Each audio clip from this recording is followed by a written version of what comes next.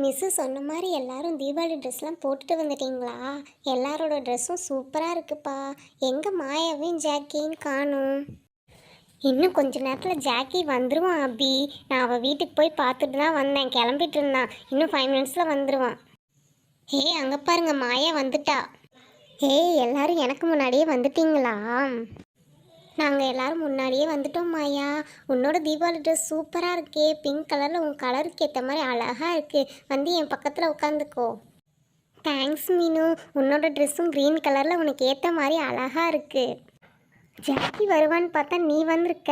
Jackie வந்ததும் அவன் என்ன புது ட்ரெஸ் போட்டிருக்கான்னு பார்க்குறதுக்கு ஆசையாக இருக்குது. ஜாக்கி வரலையா மாயா? ஜாக்கி என் கூட தான் வந்துட்டு இருந்தான் மோனி. அப்புறம் எங்கே போனானே தெரியலை. அதனால் நான் வந்துட்டேன். ஜாக்கியே வந்துட்டான் பாருங்க.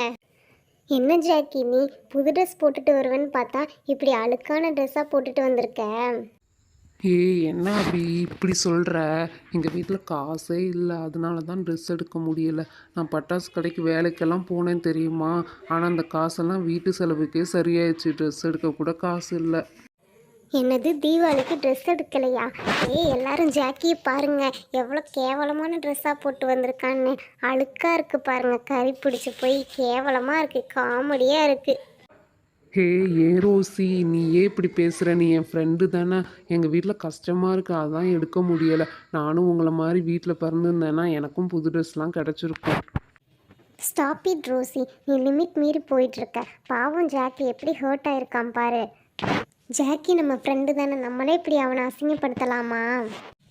ஆமாம் ரோசி, அவன் பட்டாசு கடையிலலாம் வேலை பார்த்து சம்பாதிச்சான். அந்த காசெல்லாம் வீட்டு செலவுக்கே சரியாயிடுச்சு தெரியுமா? நம்மளும் தானே கடைக்கு போய் பட்டாசெல்லாம் வாங்கினோம். அவனை கஷ்டப்படுத்தாத ரோசி. இப்போ நான் என்ன சொல்லிட்டேன்? எல்லாரும் என்ன கத்துறீங்க? ட்ரெஸ்ஸு அழுக்காக இருக்குது, கேவலமாக இருக்குன்னு தானே சொன்னேன். வேறு எதாவது சொன்னேன்னா நான்? புது ட்ரெஸ் இல்லைனாலும் பரவாயில்ல, அட்லீஸ்ட் ஒரு நீட்டான ட்ரெஸ் போட்டு வரலாம்ல ஸ்கூலுக்கு வரும்போதாவது. அதை தானே சொன்னேன். போதும் ரோசி, இதுக்கு மேலே எதுவும் சொல்லாத. வேறு யார் சொன்னாலும் எனக்கு ஒன்றும் தெரியாது. நீ என் பெஸ்ட்டு ஃப்ரெண்டு தானே. நீயே சொல்லும் போது எனக்கு அழுகையாக வருது. என் பெஸ்ட்டு ஃப்ரெண்டே என் ட்ரெஸ்ஸை பார்த்து கிண்டல் பண்ணுறா. எனக்கு ஸ்கூலுக்கு வரவே பிடிக்கலை.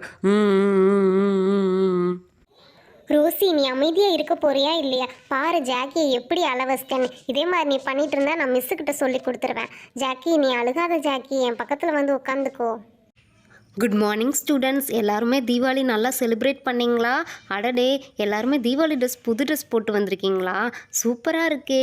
மாயா, மீனு, ரோசி எல்லார் ட்ரெஸ்ஸுமே அழகாக இருக்குது. அடடே ஜாக்கி, நீ என்னம்மா நீ மட்டும் தனியாக நின்று அழுதுட்ருக்க? என்ன ஆச்சு? ஒன்றும் இல்லை மிஸ், எனக்கு ஸ்கூலுக்கு வரவே பிடிக்கல மிஸ். என்ன ஜாக்கி இது? என்ன விஷயம்னு சொன்னால் தானே தெரியும். மொட்டையாக ஸ்கூலுக்கு வர பிடிக்கலன்னு அழுதுட்டு இருந்தா என்ன அர்த்தம்? ரோசி, நீ எதுக்கு நின்றுட்டுருக்க? என்ன ஆச்சுன்னு சொல்லு.